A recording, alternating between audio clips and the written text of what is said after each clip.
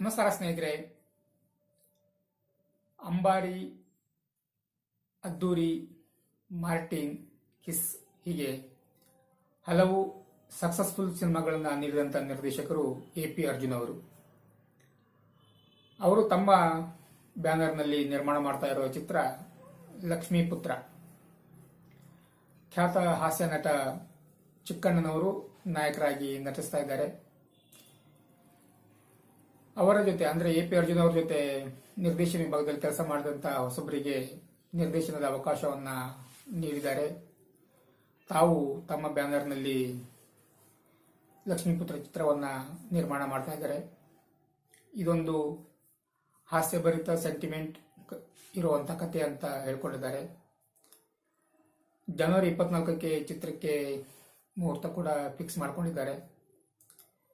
ಲಕ್ಷ್ಮೀಪುತ್ರ ಒಂದು ಉತ್ತಮ ಶೀರ್ಷಿಕೆ ಅಂತಾನೆ ಹೇಳಬಹುದು. ಚಿಕ್ಕಣ್ಣನವರು ಹಲವಾರು ಸಿನಿಮಾಗಳಲ್ಲಿ ಹಾಸ್ಯ ನಟರಾಗಿ ತುಂಬಾನೇ ಪ್ರಸಿದ್ಧಿಯನ್ನ ಪಡ್ಕೊಂಡಂತವರು. ನಾಯಕರಾಗಿ ಕೂಡ ಉಪಾಧ್ಯಕ್ಷ ಸಿನಿಮಾದಲ್ಲಿ ನಟಿಸಿ ಯಶಸ್ವಿ ಆದಂತವರು.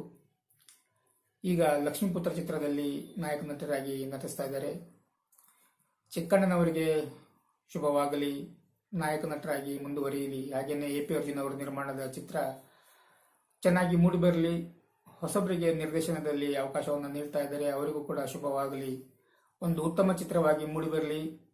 ಪ್ರೇಕ್ಷಕ ಮಹಾಪ್ರಭುಗಳ ಪ್ರೋತ್ಸಾಹ ಚಿತ್ರಕ್ಕೆ ಸಿಗಲಿ, ಯಶಸ್ವಿ ಆಗಲಿ ಚಿತ್ರ ಅಂತ ನಮ್ಮ ಕಡೆಯಿಂದ ಚಿತ್ರಕ್ಕೆ ಶುಭವನ್ನ ಹಾರೈಸ್ತಾ ಇದ್ದೀವಿ. All the best to Lakshmiputra Kannada feature film. Thank you.